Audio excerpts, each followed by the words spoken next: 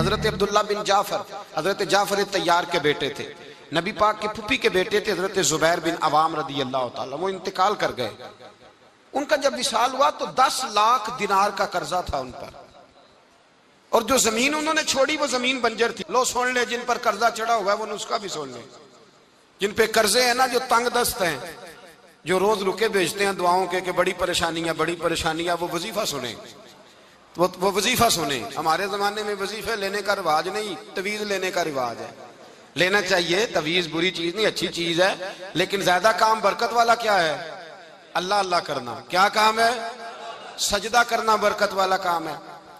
حضرت عبداللہ بن جعفر طیار کہتے ہیں میں نے قرضہ لینا تھا زبیر بن عوام سے، وہ وصال کر گئے، میں ان کے بیٹے کے پاس گیا، عبداللہ بن زبیر کے پاس۔ میں نے کہا پیسے لینے تھے، کہا بالکل لینے ہیں، میرے ابا جی مجھے وصیت کر کے گئے، لکھ کے گئے کہ یہ پیسے دینے، اور وہ یہ لکھ کے گئے ہیں، میں زندگی بھر کوشش کرتا رہا ہوں، ادا نہیں ہو سکے، بیٹا تیری ذمہ داری ہے میرے قرضے ادا کرنا۔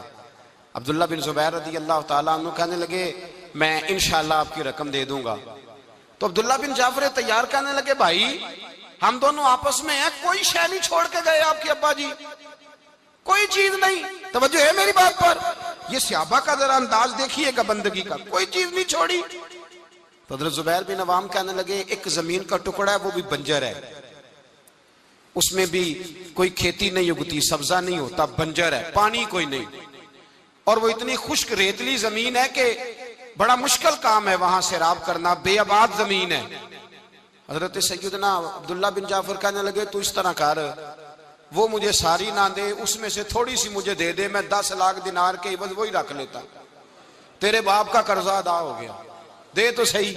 انہوں نے کہا آپ کیا کریں گے، وہ تو کسی کام کی نہیں، چند کوڑیوں کی بھی نہیں، فرمایا مجھے دے دو، میں جانوں اور میرا کام جانے۔ او بھائی یہ تھے بندگی والے لوگ، یہ تھے جن کا رب سے رشتہ ہے، جنہوں نے حضور کے صلی اللہ علیہ وسلم کے پاس بیٹھ کر بندگی سیکھی تھی۔ کہتے زمین کا ٹکڑا لے لیا، بنجر بے آباد ریتلی زمین، جب میرے حصے میں آئی پہلے دن اپنے غلام سے کہنے لگے جو جگہ تجھے زیادہ سخت لگتی ہے نا وہاں میرا مصلی بچھا دے، جو تجھے زیادہ بنجر بے آباد لگتی ہے وہاں مصلی بچھا۔ غلام نے مصلی بچھایا تو عبداللہ بن جعفر نے اللہ اکبر کہہ کے نیت باندھی۔ یہ حضرت جعفر طیار کے بیٹے ہیں، حضرت علی کے بھتیجے، انہوں نے نیت باندھی، نماز کی، سر سجدے میں رکھا، رونے لگے، کہنے لگے اللہ میں بھی تیرا بندہ اور جس سے لینے تھے وہ بھی تیرا بندہ، خدا بندہ ہمارے درمیان مہربانی فرما، کرم نوازی کر، رحمت کا فیصلہ فرما۔ اتنا روئے کہ مصلی بھیگ گیا۔ کہتے اتنا تڑپ رہے تھے کہ صحابہ اکٹھے ہو گئے ان کے گرد، مصلی بھیگ گیا۔ جب بھیگا ہوا مصلی نماز مکمل کر کے اٹھایا نا، کہتے مصلی اٹھایا تو نیچے سے اللہ نے پانی کا چشمہ جاری فرما دیا، اللہ نے پانی کا چشمہ جاری کر دیا۔ فرمایا بناؤ حوض، کرو کھیتیاں سیراب۔ فرماتے ہیں جہاں ایک درخت نہیں اگتا تھا اللہ نے پورا باغ اگا دیا، جہاں ایک پھل نہیں ہوتا تھا وہاں عالی شان پھل لگ گئے، قرضے بھی ادا ہوئے۔ حضرت زبیر بن عوام کے بچوں کے پاس مال دولت بھی بچ گیا۔ لوگ جب کہتے ہیں یہ ساری کس چیز کی برکت ہے، اور فرماتے یہ ساری سجدوں کی برکت ہے، یہ رب کی بندگی کی برکت ہے جی، اس کی بارگاہ میں نماز پڑھنے کی مسلمان توجہ نہیں کرتا، توجہ نہیں۔ جاگ رہے ہیں آپ حضرات؟ یہاں کوئی حکومت اعلان کرے نا کہ ہر نماز کے بعد 500 روپیہ، کتنا جی؟ میرے خیال کسی بھی نہیں ہونا مسجد۔ او خدا کے بندو بات سمجھو، رب فرماتا ہے تو مسجد آدھا میں تجھے برکت عطا کروں گا، میں تجھے برکت دوں گا۔ میں ایک صحابی کہتے ہیں مجھے اکثر یہ حضور کا فرمان سنتا تو میرے دل میں خیال آتا آخر اللہ کس طرح برکت دیتا ہے اللہ آخر۔ ایک صحابی کہتے ہیں نبی پاک صلی اللہ تعالیٰ علیہ وسلم نے فرمایا عبادت کرو اللہ برکت دے گا۔ میرے دل کے اندر خیال آیا کس طرح، آخر اللہ کس طرح سے نوازتا ہے، رنگ کیا ہے؟ کہتے میں یہ بات سوچ کے نا تو مجھے قضائے حاجت کی حاجت ہوئی، پخانہ پیشاب کے لیے میں نکلا تو ایک جگہ دور جا کے میں بیٹھا کھیتوں میں، دور جا کے کہتے میں پیشاب کر رہا تھا تو ایک چوہا اپنے بل سے نکلا اور ایک ہیرا میرے پاس رکھ گیا، میں پیشاب کر رہا ہوں، کہتے پھر گیا اندر تو ایک ہیرا اور رکھ گیا، پھر گیا تو پھر رکھ گیا، پھر گیا تو پھر رکھ گیا، کہتے 15 ہیرے چھوڑ گیا۔ اب میں فارغ ہوا، وہ ہیرے اٹھائے، گھر نہیں لے کے گیا، مسجد نبوی میں گیا کہ حضور سے پوچھوں میرے لیے جائز بھی ہیں کہ نہیں؟ بلوں سے نکل رہے ہیں، بلوں سے پیسے نکل رہے ہیں، ہمارے سارے بلوں میں ہی چلے جاتے ہیں، بلوں سے پیسے آ رہے ہیں صحابہ کو، برکت دیکھیں عبادت، بلوں سے پیسے آ رہے ہیں، بل سے۔ فرماتے ہیں میں وہ ہیرے اٹھائے تو در رسول پہ، جب میں نے پہلا قدم رکھا نا مسجد نبوی میں تو مجھے بتانا نہیں پڑا، میرے مصطفیٰ نے میرا چہرہ دیکھا اور مسکرا کے فرمایا پتہ چلا ہے اللہ کس طرح نوازتا ہے؟ خبر ہوئی ہے اللہ کس طرح نوازتا ہے؟ فرمایا رب کی بارگاہ میں جھکے رہو، وہ تمہیں وہاں سے دے گا تمہارا گمان بھی نہیں گیا ہوگا، اس کے حضور تو آؤ، اس کی جانب تو توجہ کرو۔ بندگی کی اپنی ایک لذت ہے، سجدے کا اپنا ایک ذائقہ ہے۔ اگر آپ نبی کریم سید عالم صلی اللہ تعالی علیہ وسلم کی عبادات کو ملاحظہ کریں نا تو سرکار کی زندگی میں کثرت ہے عبادت کی۔ اعلان نبوت سے پہلے کتنے کتنے مہینے حضور غار حرا میں عبادت کرتے، تنے تنہا۔ حرم کعبہ قریب تھا لیکن وہاں رش ہوتا تھا، لوگ ہوتے تھے۔ فرمایا میں اکیلے میں اپنے رب کو منانا چاہتا ہوں۔ کتنے کتنے ایام حضور غار حرا میں عبادت کرتے۔ پھر صحابہ کرام علیہم رضوان فرماتے ہیں کہ مدینہ منورہ میں حضور کا یہ رنگ ہوتا، اتنے لمبے سجدے کرتے کہ لگتا روح مبارک کی پرواز کر گئی، اتنے لمبے سجدے کرتے۔ حضرت سیدنا معاذ بن جبل رضی اللہ تعالیٰ عنہ فرماتے ہیں 3 دن ہو گئے حضور چلے گئے، مدینے میں نظر ہی نہیں آ رہے۔ صحابہ پریشان، ابو بکر صدیق، عمر فاروق، عثمان غنی، مولا علی ڈھونڈتے پھرتے، حضور سید عالم صلی اللہ علیہ وسلم کا پتہ نہیں۔ فرماتے ہیں جناب صدیق ایک بار گھومتے گھومتے جبل سلا کی پہاڑی کے قریب گئے تو ایک چرواہا بکریاں چرا رہا تھا، اس سے پوچھا تم نے میرے محبوب کو تو نہیں دیکھا؟ تو کہنے لگا مجھے نہیں پتا تمہارے محبوب کون ہے۔ ایک آدمی آج 3 دنوں سے غار میں رو رہا ہے، اتنی شدت کے ساتھ روتا ہے کہ میری بکریاں جا کے غار کے سامنے بیٹھ جاتی ہیں، اور بکریاں بھی روتی ہیں، میں بڑا کھینچتا ہوں پر لوٹتی نہیں، رات کو گھر لے کے جاتا ہوں تو جاتی نہیں، سویرے باڑے سے نکالتا ہوں تو دوڑی ہوئی آتی ہیں، پھوٹ پھوٹ کے روتی ہیں، لیکن حال یہ ہے کہ دودھ پہلے سے بھی زیادہ دیتی ہیں۔ حضرت ابو بکر صدیق کہنے لگے یہی تو میرے رسول پاک علیہ السلام کے نبی ہونے کی علامت ہے۔ صحابہ کو بلایا، 3 دن سے حضور سجدے میں ہیں۔ کتنے دنوں سے؟ یہاں سجدہ لمبا ہو جائے تو امام کے پیچھے لوگ بھاگنے لگتے ہیں کہ صاحب آپ تو فارغ ہیں، مجھے تو ڈیوٹی پہ بھی جانا تھا۔ 3 دن سے حضور سجدے میں، اتنا طویل سجدہ، اتنا طویل۔ صحابہ کہتے ہیں قدموں میں جا کے لگے، محبوبہ بس کریں آ جائیں۔ تو حضور نے فرمایا رب نے سورہ ہود نازل کر دی ہے، سخت حکم آ گئے ہیں۔ وہ کہتا ہے میں تیری امت سے حساب پوچھوں گا، میں اپنے رب کو منا رہا ہوں، بکر جاؤ مجھے منا لینے دو۔ حضور نے ہمیں بتلایا ہے کہ رب کو سجدہ کریں تو رب مانتا ہے، اس کو منانے کا طریقہ سجدہ کرنا ہے، جھکنا ہے، عبادت کرنا ہے۔ کہا وہ مانے گا تو میں آؤں گا۔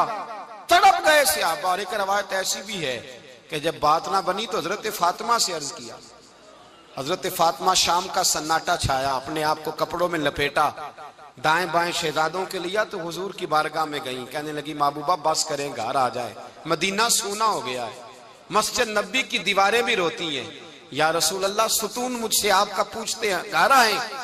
نبی پاک نے فرمایا فاطمہ تو بھی دعا کر، میں بھی دعا کرتا ہوں۔ حضرت فاطمہ بھی ساتھ والے کونے میں سجدے میں گر گئی، پھر دعا ہوئی، پھر التجا ہوئی۔ حضرت جبریل آئے، کہنے لگے محبوبہ رب کہتا ہے سار اٹھاؤ، وَلَسَوْفَ يُؤْتِيكَ رَبُّكَ فَتَرْضَىٰ، اللہ فرماتا ہے میں آپ کو اتنا دوں گا کہ آپ مجھ سے راضی ہو جائیں گے۔ تو حضور تو سجدے کے عالم میں۔ حضرت سیدنا عبد الرحمن ابن عوف کہتے ہیں میں حضور کے ساتھ تھا، ہم مسجد نبی سے نکلے تو سامنے ایک باغ آیا، حضور فٹافٹ گئے اور باغ میں سر سجدے میں رکھ دیا، دیر تک حضور نے سجدہ کیا، اتنا لمبا کہ جیسے کسی کی روح پرواز کر گئی۔ کہتے میں حضور فارغ ہوئے تو عرض کی حضور اتنے لمبے سجدے کی وجہ؟ تو فرمایا میرے پاس جبریل آئے تھے اور انہوں نے کہا یا رسول اللہ رب کہتے ہیں آپ کا جو امتی ایک بار درود پڑھے گا اللہ اس پہ 10 رحمتیں نازل کرے گا، اللہ اس کے 10 گناہ معاف کرے گا، اللہ اس کے 10 درجے بلند کرے گا۔ تو میں نے کہا سجدہ کر کے شکر نہ ادا کر لوں؟ اس بات پر میں سجدہ کرنے لگ گیا۔ اس بات پر ایک دوست کے ہاں بیٹا ہوا، مجھے کہنے لگے مبارک ہو بھتیجا آیا ہے۔ میں نے کہا خیر مبارک۔ بڑے عرصے کے بعد اللہ نے نوازا، میں نے 5 کلو مٹھائی بھیجی آپ کی جانب، دوستوں کو کھلا دیجیے گا۔ میں نے کہا اور کتنی بانٹی ہے؟ کہنے لگے منوں کے حساب سے۔ باقی معاملات کیسے؟ کہنے لگے کیا بات ہے، غریبوں کو، مسکینوں کو، لاچاروں کو سب کو دیا ہے۔ تو میں نے کہا نفل کتنے پڑھے؟ کہنے لگا ٹائم نکالتا ہوں میں۔ ٹائم بیٹا کس نے دیا؟ شکر کس کا ادا کرنا تھا؟ بھئی یہاں حال یہ ہے ہمارا کہ ہمیں دو رکھتے تھوڑی مشکل ہیں۔ اگر کہا جائے کہ 25 من مٹھائی تقسیم کرنی ہے تو وہ آسان ہے۔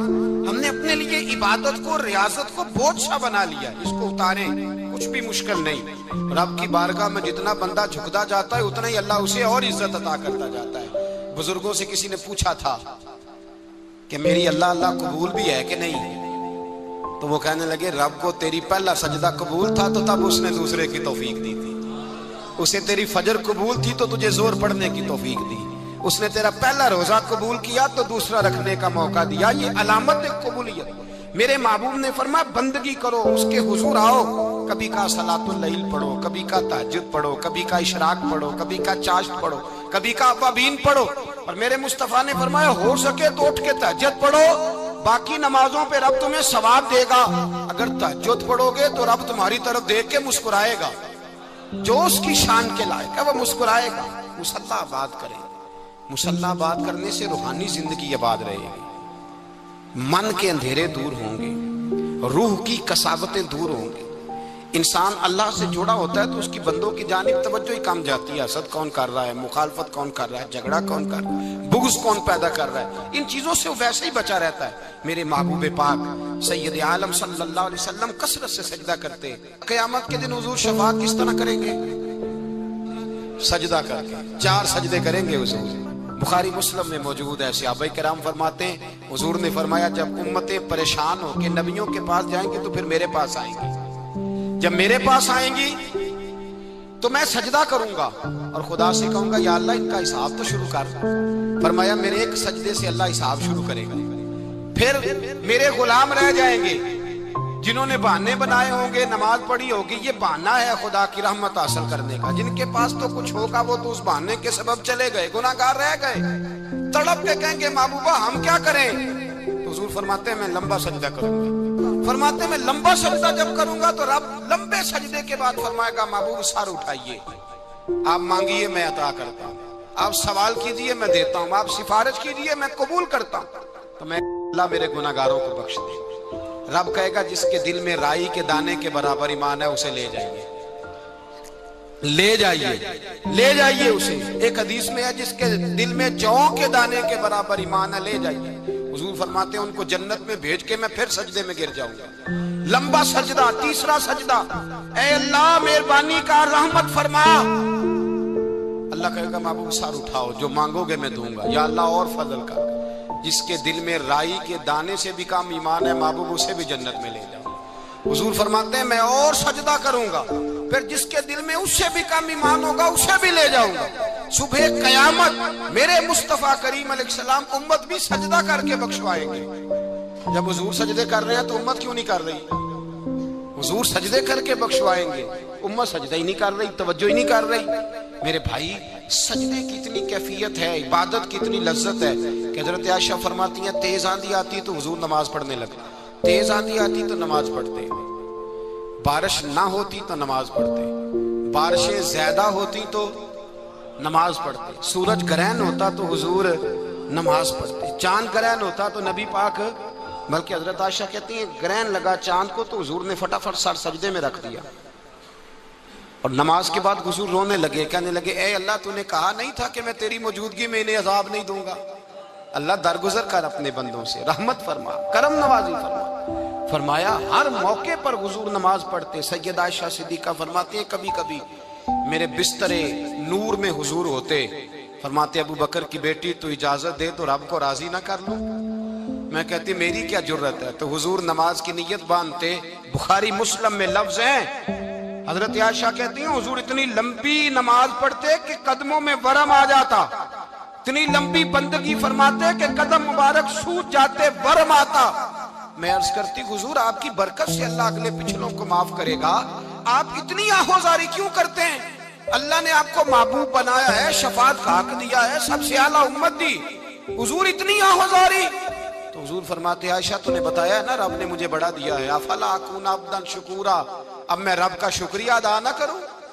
میں لمبی نمازیں پڑھ کے اس کا شکریہ ادا کرتا ہوں، اس کی بارگاہ میں حاضر ہوتا ہوں۔ میرے بھائی، نماز نہیں تو انسان کاہے کا، سجدہ نہیں تو اس نے زندگی کہاں بتا دی۔ اگر اللہ کی بارگاہ میں ایک صحابی نے سر سجدے میں رکھا تو ماتھے پہ مٹی لگ گئی، وہ جھاڑنے لگے، میرے قریب نے فرمایا نہ جھاڑ، جب تک سجدے کی مٹی پیشانی پہ رہتی ہے اللہ کے فرشتے درود پڑھتے رہتے ہیں، اسے رہنے دو، یہ تو لذت ہے۔ عزت والا وہ ہے جو مالک کی بارگاہ میں۔ حضرت صلہ بن اشیم کے بارے میں صحابہ کہتے ہیں بڑے عبادت گزار تھے، نیک تھے۔ حضرت انس بن مالک کہتے ہیں ہم نوجوانوں کا دل کیا کہ ذرا اس صحابی کی عبادت کا تو پتہ کریں کس طرح کیا، عبادت کا تو پتہ کریں۔ فرماتے جنگ کا موقع تھا، رات کے وقت جب دنیا سو گئی نا تو وہ بھی لیٹ گئے، جب دیکھا سب لوگ سو گئے تو چپکے سے اٹھے تو جنگل میں چلے گئے، جنگل میں جا کے نماز کی نیت باندھ لی۔ حضرت صلہ بن اشیم صحابی ہیں، وہاں نماز پڑھنے لگے، کہتے ہیں میں بھی پیچھے پیچھے ہو گیا کہ پتہ تو کروں کس طرح پڑھتے ہیں۔ تھوڑی دیر گزری تو شیر آ گیا، شیر نے آ کے دھاڑا، للکارا، فرماتے ہیں میں ڈر کے درخت پہ چڑھ گیا۔ حضرت صلہ بن اشیم نے نماز کا سلام پھیرا، اطمینان کے ساتھ شیر سے کہنے لگے اور جا چلا جا کہیں اور رزق تلاش کر، میں تو اپنے رب کی عبادت کر رہا ہوں، میں تو اس کی بارگاہ میں جھکا ہوا ہوں، مجھ پر تیرا قبضہ نہیں ہو سکتا۔ جب جنگلی درندوں کا قبضہ نہیں ہو سکتا تو کسی اور درندے کا عبادت گزار پہ قبضہ ہو سکتا ہے؟ حضرت انس بن مالک فرماتے ہیں مجھے سمجھ آ گئی جو درندوں سے بچنا چاہے، ظالموں، جابروں، فاسقوں سے بچنا چاہے، وہ اپنے آپ کو رب کی بارگاہ میں جھکائے، وہ اس کے حضور حاضری دے۔ جو بچنا چاہے، میرے بھائی، رمضان المبارک آیا، مسجدیں بھری، 2-3 دن 4 دن نئی صفیں خریدی لوگوں نے، پھر 2-4 روزے گزرے، پھر چند دن گزرے، پھر وہی معمول کے نمازی، معمول کے نمازی۔ ایک بات بتاؤ، گکھڑ میں نا 4-5-6 قبرستان ہیں، ان قبرستانوں کی تختیوں کو کبھی پڑھیں جا کے، ایسے لوگ آپ کو ملیں گے جن کی وجہ سے حکومتیں چلتی تھی، وہ سو گئے تو پیچھے کام بند ہو گیا ہے۔ کیا ہوا؟ کام چل رہا ہے کہ ختم ہو گیا؟ بیٹا جس کا گزارا نہیں نہ ہوتا باپ کے پاس، وہ کہتا ہے میں جی نہیں سکوں گا، وہ بھی جیتا ہے اور کھل کے جیتا ہے۔ بی بی کہتی ہے میرے تو سر سے تاج اٹھ گیا، زندگی کیسے گزرے گی؟ کچھ بھی نہیں ہوتا، سب ہوتا۔ 20-20 سال عورتیں بیوہ کی زندگی گزار کے چلی جاتی ہیں۔ یہ جو ہم نے اپنے اوپر بہت زیادہ بوجھ رکھا ہوا نا، جھوٹ بولتے ہیں بہت سارے لوگ مجھے وقت نہیں ملتا نماز کا، یہ بہت بڑی جرت ہے، بہت بڑی۔ مجھے میرا کوئی دوست کہے نا میرے پاس ٹائم نہیں آپ کے پاس آنے کا، تو ہو سکتا ہے میں بگڑ جاؤں، تو کیسا یار ہے، ملنے کا ٹائم نہیں تیرے پاس؟ وہ میرے بھائی تو اللہ سے ہی کہہ رہا ہے کہ میرے پاس ٹائم نہیں تیرے پاس آنے کا، اور رب سے ہی کہہ دیا تو نے، اللہ سے ہی کہہ دیا ہے۔ نماز اتنا ضروری کام کہ حضور کا وصال کا وقت آیا، این اس وقت بھی حضور نے فرمایا میری 2 باتیں یاد رکھنا۔ حضور کیا فرمایا کہ غلاموں سے اچھا سلوک کرنا، دوسرا اپنی نماز کی حفاظت کرنا، اسے چھوڑنا نہ۔ اور صحابہ کہتے ہیں جب حضور کو بڑی نکاہت ہو گئی، بظاہر قدم نہیں اٹھایا جاتا، اس وقت بھی فرمایا مجھے 2 بندے اٹھا کے لے جاؤ، میں مسجد جا کے نماز پڑھنا چاہتا ہوں۔ نماز اتنا بڑا کام کہ حضور نے فرمایا جو کھڑے ہو کے نہ پڑھ سکے بیٹھ کے پڑھے، بیٹھ کے نہ پڑھ سکے لیٹ کے پڑھے، لیٹ کے نہ پڑھ سکے اشارے سے پڑھے۔ چھٹی کسی کو دی، ہم نے خود ہی چھٹی کر لی ہے، خود ہی۔ اور یہ یاد رکھیں پکی بات ہے، قبر میں نہ بیٹا آئے گا نہ بیٹی آئے گی، میں بچوں کے لیے کر رہا ہوں، جھوٹ ہے سارا، رجسٹریاں ساری اپنے نام رکھی ہوئی ہیں، بینک بیلنس اپنے نام، بچے تو منتیں کرتے ہیں کہ چلو تھوڑے ہی دو میں کاروبار کر لوں، کوئی نہیں، قریب بھی نہیں آنے دیتے، جھوٹ بولتے ہیں بچوں کے نام پہ، ہر شے پکی کی ہوئی اپنے نام، اپنی مرضی سے خرچ کرتے ہیں، اپنی مرضی کو دیتے ہیں جس کو دینا ہوتا ہے، بلکہ بہت سارے تو ناانصافی بھی کرتے ہیں۔ او بھائی سمجھ لیں اس بات کو، پرکھیں، اپنے لیے کچھ کر کے جائیں۔ اگر خدا سے بندگی کا رشتہ ہو، مولا علی شیر خدا پتہ کیا فرمایا کرتے تھے؟ حضرت علی فرمایا کرتے تھے میں نے تو دعا کی ہے خدا بندہ جنت میں بھی نماز کی توفیق دینا، اگر نماز نہ ہوئی تو جنت میں دل کیسے لگے گا، بغیر نماز کی طبیعت کیسے رچے گی؟ آپ یقین کریں نماز انسان کو بناتی ہے، نماز نکال دی جائے نا تو زندگی کا حسن ختم ہو جائے۔ لوگ ٹائم دیتے ہیں 3 بجے کا، 4 بجے کا، 5 بجے کا، لیکن مذہبی لوگ ٹائم دیتے ہیں زور کے بعد کا، عصر کے بعد کا، فجر کے بعد کا۔ مسلمان کی تو ترتیب ہی نماز سے شروع ہوتی ہے۔ نماز کب فرض ہوئی؟ معراج کی رات کب فرض ہوئی جی؟ لیکن حضور جب گئے نا حرم شریف، یہاں بھی نماز پڑھا کے گئے، لینے جا رہے تھے نماز، لیکن مسجد اقصیٰ میں بھی 2 رکعتیں پڑھا کے گئے۔ ابھی نماز آنی تھی، حضور اس سے پہلے نمازیں پڑھا رہے ہیں۔ تو نماز کا تو رشتہ ہے، نماز سے تو تعلق ہے۔ نماز حضرت سعید بن مسیب رضی اللہ تعالیٰ عنہ فرماتے، یزید کی فوجوں نے جب مدینے پہ حملہ کیا تو انہوں نے گھوڑے باندھ دیے مسجد نبوی میں، 3 دن تک نماز نہ ہونے دی معاذ اللہ۔ فرماتے ہیں میں دیوانہ بن کے حضور کی قبر کے پاس بیٹھ گیا، میں دیوانہ بن گیا کہ وہ مجھے پاگل اور دیوانہ سمجھ کے چھوڑ دے۔ فرماتے ہیں قسم اللہ کی عزت کی، جب نماز کا وقت آتا تو حضور کی قبر سے اذان کی آواز آتی، قبر انور سے جماعت کرانے کی آواز آتی تھی، قبر کے اندر سے۔ ہویا میرے مصطفیٰ، شاید اسی لیے حضور نے 2 غلاموں کو ساتھ رکھا ہے، اذان بھی ہوتی رہے، جماعت بھی ہوتی رہے۔ حضور تو اندر بھی جماعتیں کرا رہے ہو بھائی، وہاں بھی جماعتیں ہو رہی ہیں، اور تو یہاں نماز نہیں پڑھ رہا اور بہانہ بنا کے کھڑا ہے بہانہ بنا کے۔ نہ ایسا کر، وہ بھی جتنا وقت ملے مسجد میں جا کے گزارے، قرآن شریف کے ساتھ گزارے، ذکر کے ساتھ گزارے، عبادت کے ساتھ گزارے، اپنے آپ کو زیادہ سے زیادہ عبادت میں مصروف کریں۔ یہ اللہ کے ساتھ رشتہ ہے۔ عبادت نہیں تو بندگی کاہے کی؟ بندہ بندگی سے ہے، بندگی بے بندگی شرمندگی، بندگی پابندگی تابندگی، بندہ بندگی کے ساتھ ہوتا ہے۔ بندگی نہ کی تو پھر بندہ کیسے رہا؟ اپنے آپ کو بدلیں، تبدیل کریں۔ اللہ آپ کو برکات عطا فرمائے۔ اس بات دا پانی ملے ہر رگے ہر جائی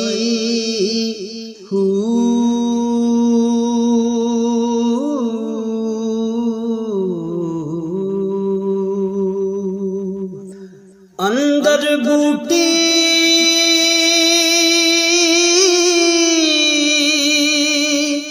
مشک مچایا،